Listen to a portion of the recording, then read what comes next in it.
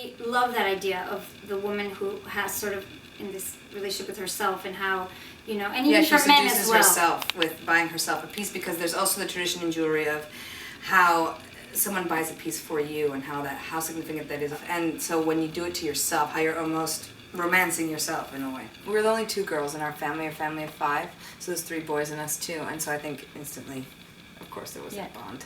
Mexico City. Growing up there, it was sort of a sheltered society, a lot of focus on family, you know, certain values and certain customs that you have, the way you greet people, the way, you know, you talk to elders. There's a lot of these sort of unspoken rules that everyone kind of just knows and they abide by them. You greet everyone with a kiss on the cheek, which makes a huge difference when you're entering a situation you don't know anybody. You have that first contact. As opposed to shaking. As opposed to shaking, or just like, hey. I remember in high school a lot of the like, hey thing, and I was so weirded up. I didn't know how to handle that.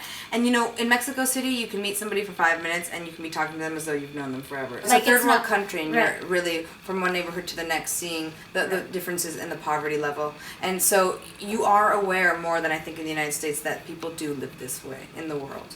And it also inspires you to want to do something about it. Our grandmother was a jewelry designer and an artist, and she worked with like Diego Rivera on his mural. She was one of the very few female assistants, and she was close friends with Frida Kahlo and sort of that whole scene in Mexico at the time, the muralist movement. She had all these little drawers, and you used to, you know, go in and see the shells and the pre-Columbian beads, just make them by hand and sell them here at Henry Bendo's in the 70s.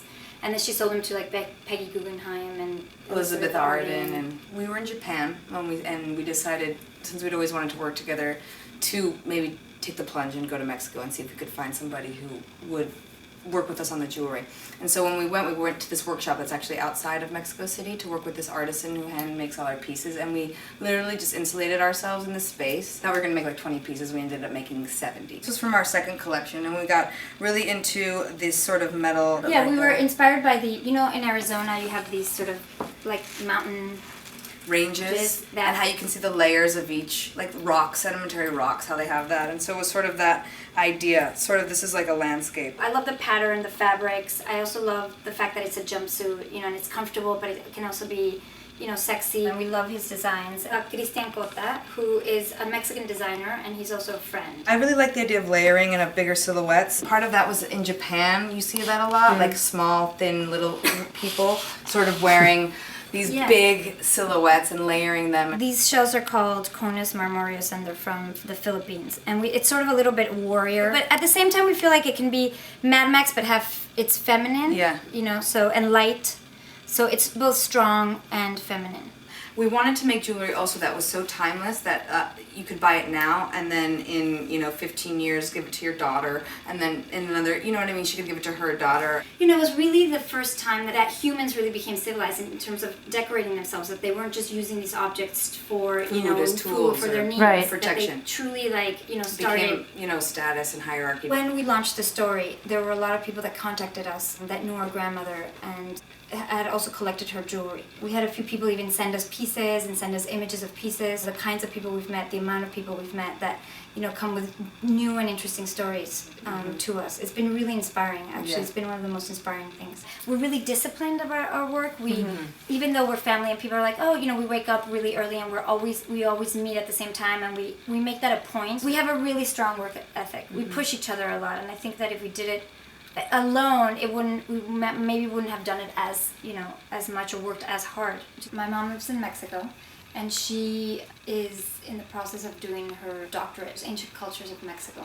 She actually started as an actress. She was about to go to the Royal Academy in London when she met my father. My mom's American, was studying architecture in Boston when she met our father. They sort of did a letter writing relationship for about a year until she decided to take the plunge and move to Mexico. In a strange way, we both feel that our mothers both had that sense of adventure and of wanting something different. And my mother studying abroad and her mother moving to Mexico, you know, that they had sort of that feeling of, you know, let's get out of where we are and like kind of, you know, go and see the world. My father remembers meeting Frida and Diego when he was a little boy, and he has this memory of Diego as this like humongous man. There's actually a great story where, again, with Frida and Diego, where our grandparents, the 4 of them, actually got into costume and they filmed a little film of all of them sort of in like costume and playing with each other. Okay. And then my grandmother sent that film to Mexico.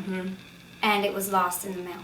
So we never got to see it, but it was amazing. It's there somewhere. I had this bin. I used to make different costumes out of that bin every day. Every day was a new character.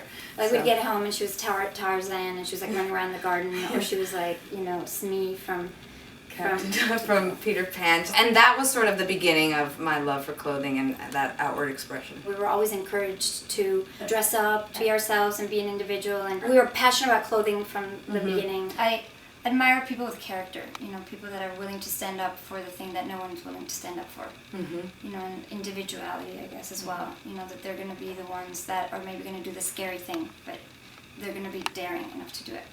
Yeah, I admire people who are wholly themselves all the time.